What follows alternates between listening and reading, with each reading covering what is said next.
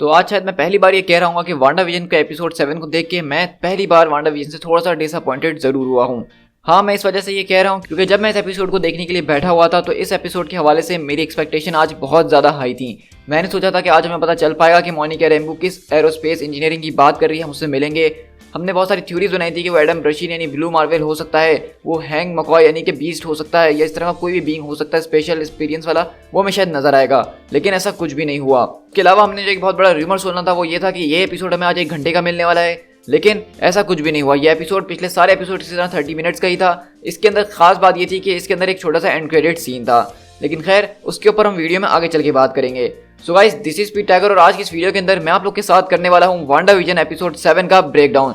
तो अगर आपने अभी तक वांडा विजन का एक भी एपिसोड नहीं देखा है तो मैं आपको वार्न कर देना चाहता हूँ कि अब तक वांडा विजन के पिछले 6 एपिसोड्स को लेके इस वीडियो के अंदर जबरदस्त किस्म के स्पॉयलर्स होने वाले हैं और हो सकता है कि हम कुछ थ्योरीज वगैरह ऐसी डिस्कस करें जो आपके आगे की सीरीज को भी स्पॉइल कर सकती हैं। तो आपको वार्न कर दिया गया है। तो चलिए बिना किसी और बात के इस वीडियो को स्टार्ट करते हैं।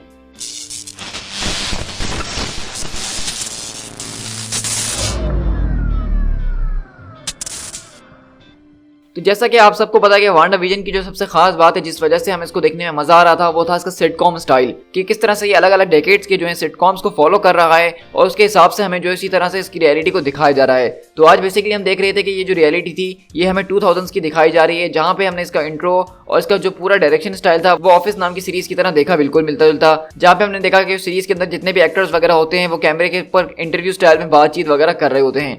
लेकिन इस एपिसोड की जो हमारी मेन हाईलाइट थी वो ये थी दरअसल कि हम देख रहे हैं कि किस तरह से वांडा जो है पिछले एपिसोड में हुई हुई एक जो इंसिडेंट था उसके ऊपर सोच में पड़ गई है और उसकी रियलिटी जो है अब उसके काबू में नहीं है। बिल्कुल उसकी आसपास की हर एक चीज़ जो है वो बदलते जा रही है। हम देखते हैं कि यहाँ पे बिली और टॉमी हमें नजर आते हैं एक वीडियो गेम खेलते हुए और हम देखते हैं कि उनके वीडियो गेम के कंट्रोलर्स जो है वो चेंज हो रहे होते हैं और यहाँ पे चेंजेस जो हो रही है वो टाइम में पीछे हो रही हैं। ये पुरानी चीज़ों की तरफ जा रही हैं, पुराने डेकेड्स में जा रही हैं। और अगर आपने गौर किया हो तो यहाँ पे बिली और टॉमी जो है बिल्कुल अपने कॉमिक एक्यूरेट कलर्स के अंदर हैं। जैसे कि टॉमी ने अपना ग्रीन कलर पहना हुआ है और बिली ने अपना रेड और ब्लू कलर पहना हुआ है जो उसका वीकेंड वाला कलर है।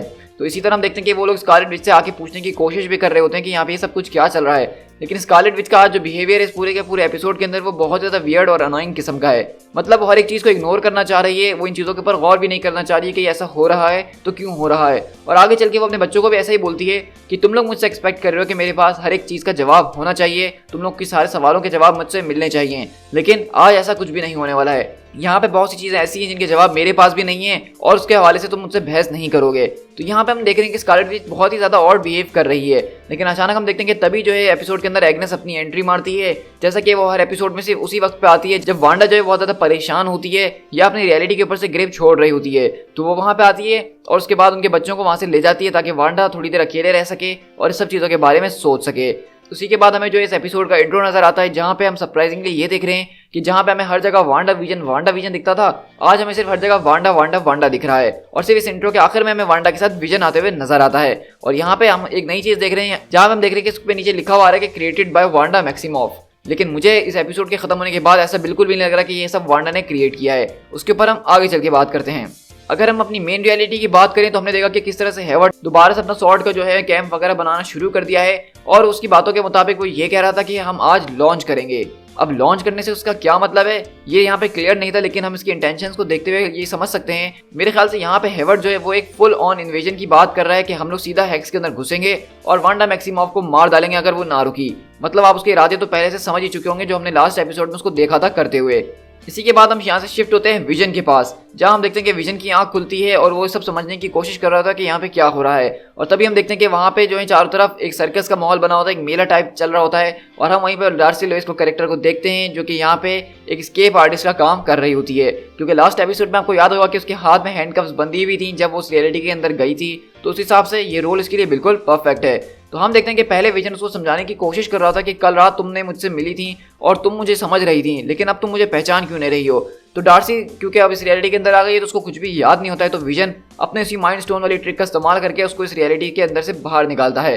और तब जाके हम देखते हैं कि यहाँ पे विजन और डार्सी के बीच एक जबरदस्त किस्म की बॉन्डिंग होती है, जहाँ पे डार्सी जो है विजन को उसकी पूरी हिस्ट्री बताती है जो उसको याद भी नहीं है कि किस तरह से वो सिर्फ एक AI हुआ करता था जार्विस के नाम का, फिर अल्ट्रॉन ने उसको बनाया था पूरी की पूरी दुनिया को तबाह करने के लिए।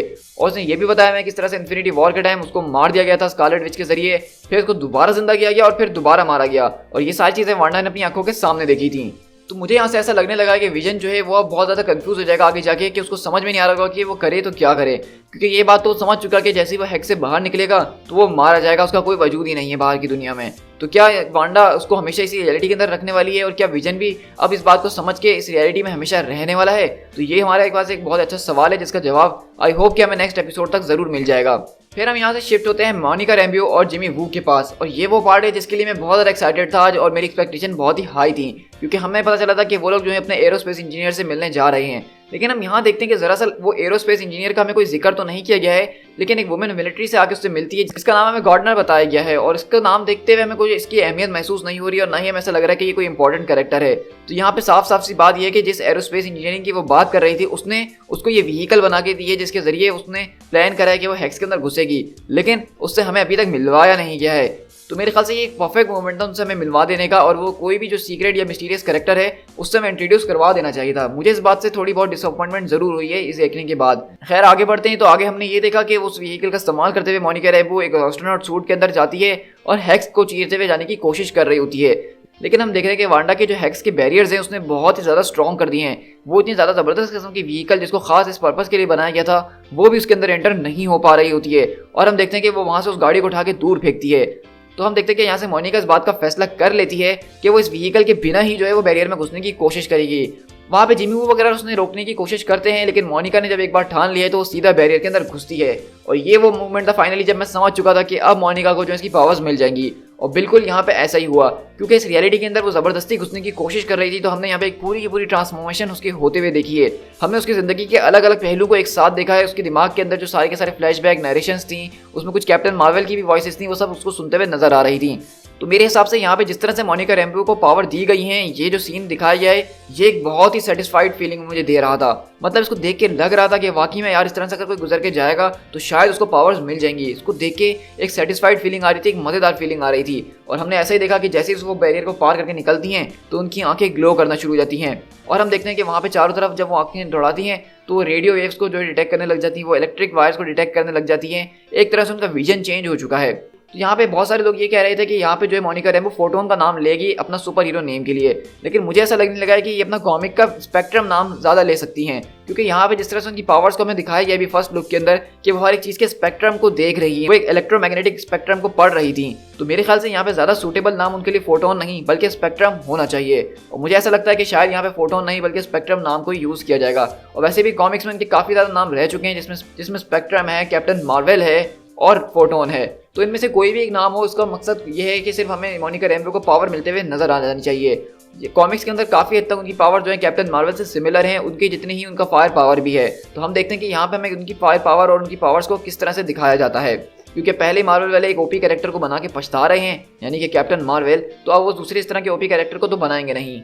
इसके बाद हम अपनी हेक्स रियलिटी के अंदर शिफ्ट होते हैं, जहाँ पे वो ट्विंस जो हैं एग्नेस के घर पे बैठे हुए होते हैं, और एग्नेस उनसे बातचीत वगैरह करने की कोशिश कर रही होती है। तो आपने अगर यहाँ पे एक बात नोट की हो तो बिली बताता है कि वो एग्नेस का दिमाग नहीं पढ़ पा रहा है, वहाँ बिल्कुल खामोशी है। तो उसके ये दो मायने हो सकते हैं, या तो एग्नेस ने अपने दिमाग को पूरी तरीके से शील्ड किया हुआ है जिस वजह से वांडा भी उसको नहीं पढ़ पाई है, या फिर एग्नेस का दिमाग उसके खुद के काबू में है ही नहीं, उसके पीछे कोई और फोर्स है जो ये सब कर रही है। और ये मुफिस्टो वाली थ्योरी के अंदर अब एक और आदमी का नाम ऐड होते हुए मुझे बहुत अच्छे तरीके से नजर आ रहा है। जैसा कि हम पहले सब मुफिस्टो के पीछे पड़े हुए थे, लेकिन अब जाके ऐसे लगने लगा कि सिर्फ मुफिस्टो इसका विलन नहीं हो सकता है, बल्कि इसके अंदर एक और कैंडिडेट है जिसका नाम है नाइटमेयर। नाइटमेयर भी एक मुफिस्टो के जैसा ही कैरेक्टर है और बहुत ज़्यादा पावरफुल कैरेक्टर है, और हमें यह भी पता है कि डॉक्टर स्ट्रेंज 2 का जो मेन विलन होने वाला है वो नाइटमेयर ही होने वाला है। और हमें ये बात भी अच्छी तरीके से पता है कि इस सीरीज के सारे इवेंट जो हैं वो डायरेक्टली जो है डॉक्टर स्ट्रेंज से जाके कनेक्ट होंगे। वांडा डॉक्टर स्ट्रेंज 2 के अंदर कंफर्म्ड है।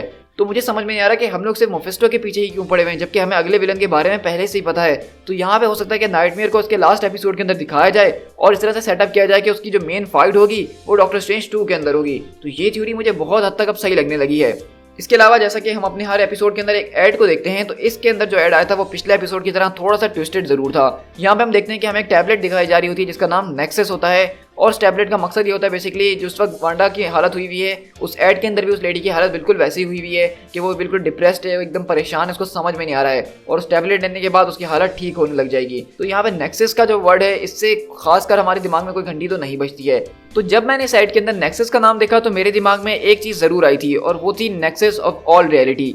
तो अगर आप लोगों को पता नहीं है तो मैं आपको थोड़ा सा गाइड करते चलता हूँ कि मार्वल कॉमिक्स के अंदर जो है शियार एम्पायर नाम की एक बहुत बड़ी एलियन रेस है, और ये लिटरली एक बहुत ही बड़ी एलियन रेस है जिसके अलग अलग प्लैनेट्स के ऊपर राज है। और हम देखते हैं कि उसमें से एक प्लैनेट के ऊपर इस एम्पायर ने जो है एक चीज को गार्ड किया हुआ है जिसका नाम है एम क्रान क्रिस्टल। और इस क्रिस्टल को माना जाता है कि नेक्सस ऑफ ऑल रियलिटी। और सरप्राइजिंगली इस पूरे के पूरे एड के अंदर हमने इस टैबलेट का कलर और इसकी जो स्कीम देखी है वो रेड कलर पे देखी है। और कोइंसिडेंटली जो नेक्सस ऑफ ऑल रियलिटी यानी कि एम क्रान क्रिस्टल है उसका कलर भी इसी तरह से रेड कलर का होता है। और बताया जाता है कि ये आर्टिफैक्ट इतना ज्यादा पावरफुल है कि ये हमारी सारी की सारी रियलिटी का नेक्सस है, एंकर पॉइंट है।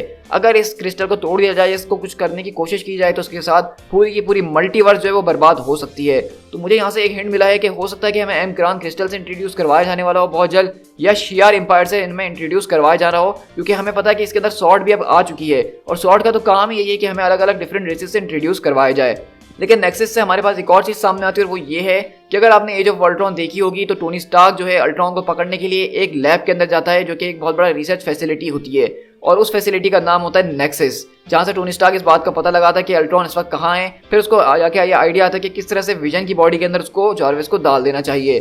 तो अगर देखा जाए तो नेक्सस ये भी हो सकता है। और इसके अलावा एक नेक्सस से एक और चीज हमारे सामने आती है, वो ये है कि नेक्सस बीइंग्स। मार्वल कॉमिक्स के अंदर इस तरह की एक चीज है जिसको नेक्सस बीइंग्स कहा जाता है। और माना जाता है कि ये वो बीइंग्स हैं इस पूरी की पूरी मल्टीवर्स के अंदर जो बहुत ही ज्यादा कम है, लेकिन ये वो बीइंग्स होती हैं जिनके हाथ में ऐसी पावर होती है जो कि आगे जाके फ्यूचर को चेंज कर सकती हैं, वो प्रोबेबिलिटी को चेंज कर सकती हैं। मतलब कॉमिक्स और मूवीज में इस रूल को फॉलो जरूर किया जाता है कि अगर कोई इंसान कोई एक्शन करता है तो वो उसके लिए पहले से ही लिख दिया गया था और इसलिए वो वैसा करता है और फ्यूचर उसी हिसाब से आगे बढ़ता रहता है। लेकिन ऐसी कुछ बीइंग्स होती हैं जिनके ऊपर ये रूल नहीं लगता है, उनको कहा जाता है नेक्सस बीइंग्स। उनके पास ऐसी शक्तियां होती हैं कि वो अपनी रियलिटी को और प्रोबेबिलिटी को इस तरह से चेंज कर सकते हैं कि फ्यूचर आउटकम चेंज हो सकता है। और इसी तरह की बीइंग्स के ऊपर नजर रखने के लिए टाइम वेरिएंस अथॉरिटी को बनाया गया था, जिसको हम लोकी सीरीज के अंदर देखने वाले हैं, जो कि लोकी की इस तरह की हरकतों के ऊपर नजर रखने वाले हैं। तो नेक्सस से एक हमें ये पॉइंट भी नजर आ रहा है। तो अब मुझे नहीं पता कि इन तीनों में से कौन सा नेक्सस इन लोगों ने हमें दिखाना चाहा था, लेकिन उन्होंने तीनों आपके साथ शेयर कर दी हैं। और मुझे पता है कि यहाँ पे शायद थोड़ी सी लंबी जरूर हो गई है, लेकिन ये चीज़ें जो है बहुत ज़्यादा इंपॉर्टेंट है, मैंने काफ़ी ज़्यादा गौर करने के बाद आपके साथ शेयर की हैं। तो हमने इसके बाद यहाँ पे ये भी देखा था कि विजन जो है वो डार्सी के साथ जो है वापसी वांडा के घर यानी अपने घर जाने की कोशिश कर रहा होता है, लेकिन बार बार उनके रास्ते में ऐसी कोई ना कोई चीज़ हो रही होती है जिस वजह से वो लोग डिले हो रहे होते हैं। और हम देखते हैं कि वहाँ पे विजन भी बैठ के उसी इंटरव्यू स्टाइल में कैमरे से अपनी ये सारी बातें कर रहा होता है। तो अचानक वो उस बात को रियलाइज करता है कि मैं यहाँ पे बैठ के इस तरह से बातें क्यों कर रहा हूँ, मेरे पास तो सुपर पावर्स है, मैं फौरन से घर जा सकता हूँ। और अगले बार वो उस गाड़ी से निकलता है डार्सी को छोड़ते हुए और सीधा वांडा की तरफ जा रहा होता है।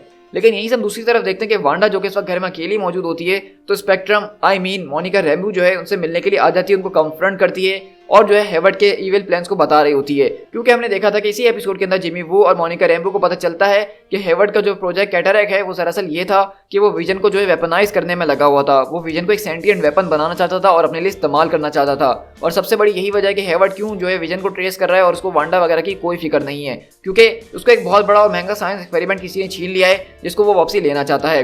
और अब जाके मुझे चीज़ें समझ में भी आने लगी हैं कि क्यों वांडा ने इस तरह से सॉर्ड की फैसिलिटी के अंदर घुसी, तोड़ फोड़ करके और विजन की बॉडी ले ली। क्योंकि मुझे एंड गेम के एंड में ये लग रहा था कि उसने इस बात को एक्सेप्ट कर लिया था जब वो क्लिंट से बात कर रही थी कि विजन अब मर चुका है, उसको मूव ऑन होना होगा। लेकिन जब उसको ये बात पता चलेगी कि सॉर्ड के जो लोग हैं वो उसके विजन के साथ इस तरह की हरकतें करने की कोशिश कर रहे हैं, उसकी चीर पाड़ कर रहे हैं, उसको एक वेपन में ट्रांसफॉर्म करना चाहते हैं, तो ये देख के वांडा अपने ऊपर से बस खो बैठी होगी। और तभी उसने ये हरकत करी और जाके अपनी रियलिटी बना ली ताकि विजन और उसको कोई छेड़ ना सके। तो ये चीज़ें मुझे समझ में आ रही है और हमें इससे ये पता चल रहा है कि इस सीरीज का जो विलन है वो वांडा नहीं बल्कि हेवर्ड है, जिसने उसको ये करने पे मजबूर किया है। तो हम देखते हैं कि मोनिका रैम्बो बेसिकली उसको आके ये सारी की सारी बातें बताने की कोशिश कर रही होती है कि किस तरह से हेवर्ड जो है तुम्हें एक विलन बनाने की कोशिश कर रहा है, लेकिन तुम्हें वो नहीं बनना है। लेकिन वांडा बोलती है कि हो सकता है कि अब बहुत देर हो चुकी है और मैं पहले ही एक विलन बन चुकी हूँ। लेकिन हम देखते हैं कि मोनिका उसको रोकने की कोशिश करती है, लेकिन स्कारलेट विच वो बहुत ज़्यादा गुस्से में आ जाती है और उसको उठा के अपनी पावर से सीधा बाहर ले जाती है घर के। और सरप्राइजिंगली हम देख रहे होते हैं कि यहाँ पे सब लोग उसको देख रहे होते हैं। तो हम देखते हैं कि यहाँ पे वांडा ये बता रही होती है कि तुमने अब तक सारे के सारे मुझसे झूठ कहे हैं, तुमने उस मिसाइल को भेजा था मुझ पर अटैक करने के लिए, तुमने पीतरो को भेजा था एक इम्पोस्टर बना के। तो मोनिका बोलती है कि पीतरो को हमने नहीं भेजा था। तो इससे ये बात साबित हो जाती है जिसके लिए हम इतना ज़्यादा पागल हो रहे थे कि इवान पीटर्स का जो यहाँ पे कोई सिल्वर को इंट्रोड्यूस करवा दिया कि अब तो एक्स-मैन आ जाएंगे, अब तो आग लग जाएगी, मल्टीवर्स मिल रही है, ये हो रहा है वो हो रहा है। तो भाई ऐसा कुछ भी नहीं हो रहा था, ये सिर्फ इवान पीटर्स का हमें शक्ल दिखाई गई है खुश करने के लिए, लेकिन इसके पीछे की सारी कहानी वो अलग है।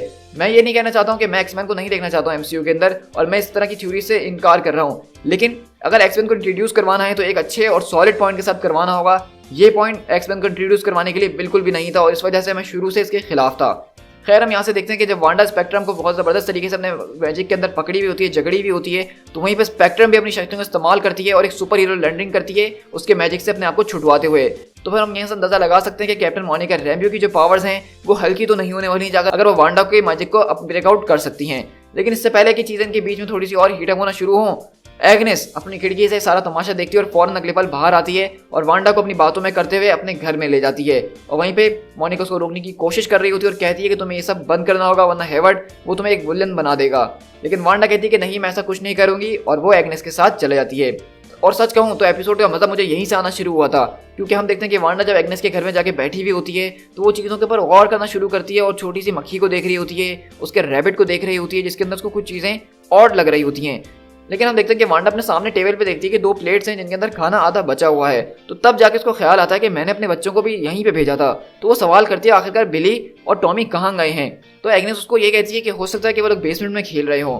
तो इसी तरह वांडा जो है सीधा बेसमेंट की तरफ जाती है। लेकिन हम देखते हैं कि जब वो बेसमेंट के अंदर जाती है तो वहाँ पे एक एंशिएंट सी बहुत ज़्यादा खतरनाक किस्म की गुफा बनी होती है जहाँ पे हर तरफ रूट्स वगैरह होती हैं।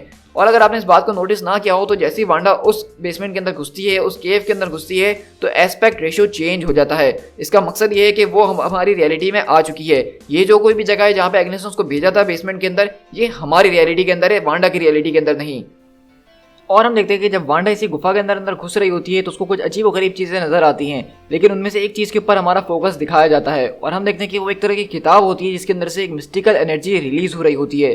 तो आप मेरी बात माने या ना माने, लेकिन मेरा जहाँ तक अंदाजा ये डार्क होल्ड है जो कि मार्वल कॉमिक्स के अंदर जो है खतरनाक, जो कि मार्वल कॉमिक्स के अंदर डार्क मैजिक की सबसे ज़्यादा बड़ी और ख़तरनाक किस्म की बुक मानी जाती है। इसी बुक के ज़रिए ब्लैक मैजिक और ईविल मैजिक वगैरह किए जाते हैं परफॉर्म। तो मुझे लग रहा है कि अगाथा हार्कनेस के पास इस वक्त डार्क होल्ड मौजूद है और अगर डार्क होल्ड को यहाँ पे लाया गया है तो उसका मतलब ये है कि मैजिक एक अलग ही लेवल के ऊपर जाने वाला है और डॉक्टर स्ट्रेंज 2 के अंदर इसका ज़रूर कोई ना कोई बहुत बड़ा काम होने वाला है। और जिन्होंने मेरी नो योर यूनिवर्स की मैजिक वाली वीडियो देखी है उसके अंदर मैंने डार्क होल्ड को बहुत ही ज़्यादा डिटेल में एक्सप्लेन किया है। तो अगर आप इसके बारे में और ज़्यादा जानना चाहते हैं तो मेरे चैनल के ऊपर नो योर यूनिवर्स का मैजिक एपिसोड ज़रूर देखिएगा। और तभी जाके हमें इस शो का सबसे बड़ा रिवील मिलता है जिसको ऑलरेडी हम पहले एपिसोड से चिल्ला चिल्ला के कह रहे थे कि एग्नेस जो है वो अगाथा हार्कनेस है। और यही होता है कि वहाँ पे हमें आगे पता चलता है जब एगाथा उसके सामने आती है अपने रैबिट को गोद में लिए हुए, जो कि बिल्कुल उसका कॉमिक एक्यूरेट लुक है, और कहती है कि इस टाउन के अंदर तुम सिर्फ अकेले ही विच नहीं हो। और वहाँ पे वो अपनी पावर का जलवा दिखाती है मैं पहली बार, जहाँ पे अपने हाथ के इशारे से दरवाजे को बंद करती है और वांडा के दिमाग को कंट्रोल करना शुरू करती है। और यहाँ पे हमें एक बहुत ज़्यादा फनी वे में दिखाया जाता है कि किस तरह से एग्नेस जो थी इन सारी की सारी चीज़ों के पीछे थी। एपिसोड 1 से लेकर एपिसोड 6 तक जो उसने सारे काम किए होते हैं वो हमें दिखाया जा रहा होता है कि सब उसको पता था और वो सिर्फ अपने टाइम से एक्टिंग कर रही थी और लोगों को इन्फ्लुएंस करने की कोशिश कर रही थी। अब हमारे पास यहाँ पे आके बहुत ज़्यादा सवाल खड़े होते हैं और कुछ थ्योरीज भी हैं जो मैं आपके साथ शेयर करना चाहूँगा एग्नेस के हवाले से। तो सबसे पहली बात हमें ये बात तो पता चल गई है कि एग्नेस जो है इस सीरीज़ का विलन है, लेकिन मैं अभी भी इस बात पे श्योर हूँ कि वो इस सीरीज़ का मेन विलन नहीं है। इस सीरीज़ का मेन विलन उसके भी बड़ा कोई होने वाला है, मे बी मुफेस्टो या नाइटमेयर, जिसने एग्नेस को अपना चमचा बना के यहाँ पे भेजा है। क्योंकि एग्नेस जो है कॉमिक के अंदर एक अच्छे टाइप की कैरेक्टर है, वो इतनी ज़्यादा ईविल नहीं है जितना उसको सीरीज़ में दिखाया जा रहा है। लेकिन आपने यहाँ पे अगर एग्नेस की बात पे गौर किया, उसने कहा कि इस टाउन के अंदर तुम सिर्फ अकेले विच नहीं हो, तो यहाँ पे वो सिर्फ अपने आप को रेफर नहीं कर रही मेरे ख्याल से, बल्कि वो ये बताना चाह रही है कि इस टाउन के अंदर और भी ज़्यादा विचेस मौजूद हैं। और मेरा सीधा सीधा शक यहाँ पे डॉटी के कैरेक्टर पे जा रहा है, जिसको एपिसोड 2 के अंदर हमें बहुत सस्पिशियस दिखाया गया था और उसके बाद से उसको गायब भी कर दिया गया, जैसे वो इस टाउन के अंदर है ही नहीं। और अगर आपको याद हो तो जैसा कि मैंने आपको बताया था कि अगाथा हार्कनेस जो है वो एक किस्म की विच है और ये ओरिजिनल सैलम की विचेस में से एक है, जो कि 11 से 17 सेंचुरी के बीच बहुत ज़्यादा एक्टिव थी और ये बहुत ज़्यादा पावरफुल विचेस में से एक विच है। तो आपको याद होगा कि एपिसोड 2 के अंदर हमने एक वुमेन मीटिंग देखी थी, इसको डॉटी लीड कर रही थी और वो सब वहाँ पे बैठी हुई थी। तो मेरा अंदाज़ा ये है कि वहाँ पे जो वो मीटिंग हो रही थी वो सिर्फ कुछ औरतों के बीच नहीं, बल्कि वहाँ पे जितनी की जितनी औरतें थी इंक्लूडिंग वांडा, वो सारी की सारी विचेस थी। क्योंकि आपको पता है कि स्कारलेट विच का जो उसको खिताब मिलेगा वो शायद उसको इस सीरीज़ के एंड में मिलेगा। और वहाँ पे उस वक्त जो मीटिंग के अंदर जितनी औरतें बैठी हुई थी वो सारी की सारी विचेस थी। जैसा कि पुराने ज़माने में कविन्स मिलके जो है विचेस के इस तरह से प्लानिंग किया करते थे, इसी तरह मॉडर्न वर्ल्ड के अंदर अगाथा हार्कनेस ने यहाँ पे सारी की सारी औरतों को जमा करके एक मीटिंग करी थी। खैर अभी के लिए ये सिर्फ एक मेरी छोटी सी थ्योरी है, इसके अंदर कोई सच्चाई नहीं है जिसके ऊपर मैं अड़ा रहा हूँ, लेकिन ये छोटे से ईस्टर एग्स जो है मिलकर एक बहुत बड़े आगे स्टोरी को बनाते हैं। तो अगर हम इस तरह की छोटी छोटी चीज़ों पर नजर रखते रहे तो हमें आगे जाके स्टोरी और ज़्यादा अच्छी तरीके से समझ में आने लग जाएगी। हमने देखा कि आगादा एग्नेस अपने सारे के सारे प्लान्स हमारे सामने रिवील करती है, बताती है किस तरह से हर एक चीज़ को वो कर रही थी, और हमें यहाँ पे ये भी बताया गया कि पीतरो को भी उसने ही यहाँ पे भेजा था। और ये बात काफ़ी ज़्यादा क्लियर होते हुए नजर आ रही है, क्योंकि जैसा कि मैंने आपको पहले कहा कि एपिसोड 1 से एग्नेस सिर्फ उसी टाइम पे आती है जब सबसे ज़्यादा वांडा को जरूरत होती है उसकी, या अपनी वो रियलिटी पे से ग्रिप खो रही होती है। और एपिसोड 5 के अंदर हमने देखा था कि यहाँ पे चीज़ें बहुत ज़्यादा डिवास्टेटेड हो चुकी थी। मतलब हमने देखा था कि विजन जो है पूरी तरीके से वांडा से लड़ने लग गया था, उसको सब कुछ पता चल गया था और वांडा के पास किसी सवाल का कोई जवाब नहीं था उस वक्त। तो उस वक्त ये बिल्कुल सही टाइम था एग्नेस को कि उसने वहाँ पे पीतरो बना के एक भेज दिया ताकि उनका माइंड जो है उस जगह से डाइवर्ट हो सके। तो यहाँ से ये बात साफ हो गई है कि वो पीतरो नहीं था, बल्कि सिर्फ एक इम्पोस्टर था। और इवांस पीटर वाला जो सरप्राइज था मार्वल ने हमारा जबरदस्त तरीके से काटा है, और मैं इस बात को जरूर अप्रिशिएट करना चाहूँगा। इसके अलावा सरप्राइजिंगली इस एपिसोड के अंदर हमारे पास एक एंड क्रेडिट भी सीन था, जहां पे हमने देखा कि कैप्टन मोनिका रैम्बू जो अगाथा हार्कनेस के घर के चारों तरफ देख रही होती है, पता करने की कोशिश कर रही होती है कि वांडा कहाँ है, और वो तभी जो है बेसमेंट का रास्ता खोलती है। लेकिन हम देखते हैं कि जब वो बेसमेंट को खोल के देखती है, अपनी स्पेक्ट्रम वाली पावर्स का इस्तेमाल कर रही होती है, तो पीछे से एक आदमी आता है और बोलता है कि तुम यहाँ क्या करने की कोशिश कर रही हो, और हम देखते हैं कि वो इवान पीटर्स ही होता है। अब यहाँ पे ये कंफर्म नहीं है कि ये इवान पीटर्स अभी भी क्विक सिल्वर है या अगाथा हार्कनेस का एक छोटा सा चमचा है जो कि उसका सिक्योरिटी गार्ड का काम कर रहा है। लेकिन ऑल दो इसने इस वक्त जो कपड़े पहने हुए थे वो अभी भी ब्लू और व्हाइट थे, जो कि क्विक सिल्वर के ही कलर्स हैं। तो मतलब आप देख रहे हैं कि मार्वल वाले अभी भी हमारे दिमाग के साथ बहुत बुरी तरीके से खेलने की कोशिश कर रहे हैं और हमें ये आखिर तक फंसा के रखना चाहते हैं। तो अब हमारे पास सिर्फ जो है वांडा विजन के 2 एपिसोड्स रह गए हैं, और मेरे अकॉर्डिंग ये दोनों आपके दोनों एपिसोड एक जोरदार धमाका होना ही चाहिए। क्योंकि इस एपिसोड से मैं थोड़ा बहुत डिसअपॉइंटेड हुआ हूँ, क्योंकि मैंने ये एपिसोड 1 घंटे का एक्सपेक्ट करके बैठा हुआ था पहले तो, और मैंने सोचा था कि यहाँ पे हमें और ज़्यादा एक्शन देखने को मिलेगा और हमें एरोस्पेस इंजीनियर से भी मिलवाया जाएगा, जिसके ऊपर मेरी काफ़ी ज़्यादा थ्योरीज तैयार थी, लेकिन ऐसा कुछ भी नहीं हुआ। तो आखिरी के 2 एपिसोड से मैं बहुत ज़्यादा एक्सपेक्टेशंस रख रहा हूँ, और आई होप कि उसकी एक्सपेक्टेशन जो हैं वो मेरी पूरी ज़रूर होंगी। सो गाइस, आप मुझे बताइए कि आपको वांडा विजन का एपिसोड 7 कैसा लगा है। इस एपिसोड के अंदर काफी ज्यादा चीजें थी जो हम यहाँ पे डिस्कस कर सकते थे, और मैंने आप लोग के साथ डिस्कस भी करी हैं। और हो सकता है कि ये वीडियो थोड़ी सी लंबी हो गई हो, लेकिन क्या करें, इस एपिसोड के अंदर बहुत सी चीजें थी और बहुत सी थ्योरीज थी जो मुझे आपके साथ शेयर करनी ही थी। तो आप मुझे कमेंट करके बताइएगा कि आपको ये एपिसोड कैसा लगा है, और आपको अगर इसके अलावा कोई और ईस्टर एग अगर आपने नोट किया है तो वो भी मेरे साथ शेयर जरूर कीजिएगा। और हाँ, अगर आपने अभी तक चैनल को सब्सक्राइब नहीं किया तो इंतजार किस बात का है, मेरे चैनल को फौरन से सब्सक्राइब कर लीजिए। मैं अपने चैनल पे हर हफ्ते इसी तरह वांडा विजन के एपिसोड्स का ब्रेकडाउन करता रहता हूँ, और डेली बेसिस पे मार्वल कॉमिक्स को अपने चैनल पे शेयर करता हूँ। तो अगर आप मार्वल यूनिवर्स का डेली डोज लेना चाहते हैं तो फौरन से मेरे चैनल को सब्सक्राइब कर लीजिए। साथ ही साथ फेसबुक और इंस्टाग्राम पे फॉलो करना मत भूलिएगा, वहाँ पे मैं अपनी हर एक चीज़ को शेयर कर रहा होता हूँ time to time. So guys, this is P Tiger, मिलते हैं अपने नेक्स्ट एपिसोड के साथ। Till then, thank you so much.